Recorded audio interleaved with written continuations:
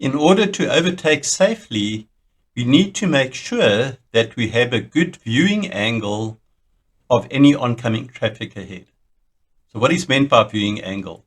Well, viewing angle is that angle at which we're able to see any oncoming traffic. Now, if we have a larger vehicle in front of us, and the closer we are to that larger vehicle, well, that viewing angle would be more and more restricted, either the wider the back of the vehicle is and or the closer we are to the vehicle. So as we move up closer to the vehicle, that angle becomes greater and greater. And so the less we can see ahead of any oncoming traffic. Whereas the further we are behind a vehicle, well, the angle will improve for us to be able to see beyond the vehicle ahead as to what oncoming traffic there is. We'll see in the animation now. So at this point, it could still be unlikely that the driver of this vehicle could see an oncoming vehicle.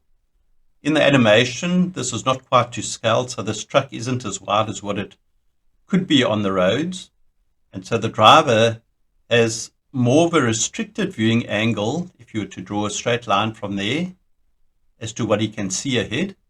However, if he was further back from the truck, let's just say at this position over here, and you were to draw a straight line past the back of the truck, well, then the oncoming vehicle would be clearly visible. So that's the one important thing when overtaking. Make sure we're not close up to the vehicle ahead and that we can see at a good angle past the vehicle ahead for any oncoming traffic. That's the main danger that we're focusing on in this particular video. But the other point that I want to also bring out, which I've discussed in previous videos, is that the closer we are to the vehicle ahead, well, then the more we need to travel at the same speed as the vehicle ahead. Otherwise, obviously, we're going to run into the back of it. So being this close to the truck ahead of him, the driver of the red vehicle would have to travel at much the same speed as the truck. Now, the danger in that is that if it is clear insofar as oncoming traffic is concerned, then when he pulls out, he's traveling at about the same speed as the truck. And so now he's got to try and start accelerating in order to get past the length of the truck. So he's almost starting with that zero acceleration and having to now increase it. And the more time one spends on the opposite side of the road, well, the greater is the risk and the danger.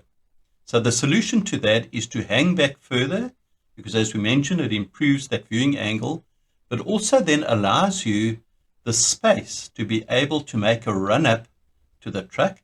So gain in speed so that your speed differential, your speed relative to the speed of the vehicle ahead of you, is high, so that as you've got that greater speed, now when you pull out, you'll be able to bypass the vehicle ahead of you a lot quicker.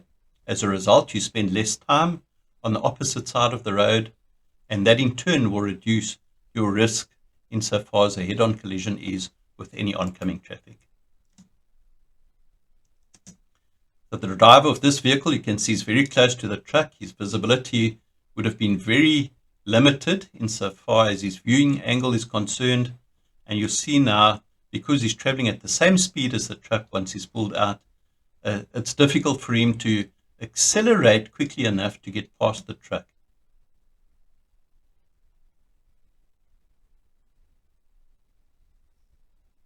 And there you can see the consequences of the action.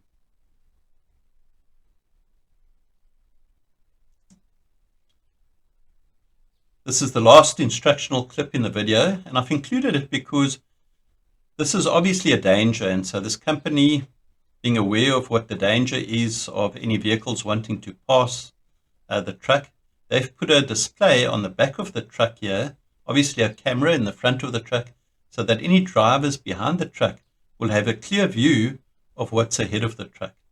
Now, it'll be great if the price of such large display screens come down, and that companies that operate these fleets of trucks would have it as standard on the back of the truck, and that would make things a lot safer. But just the fact that this exists shows that it's a danger because of the lack of viewing angle behind a larger vehicle, and as I mentioned, also to leave that gap so that you've got that run-up speed in order to overtake a lot quicker.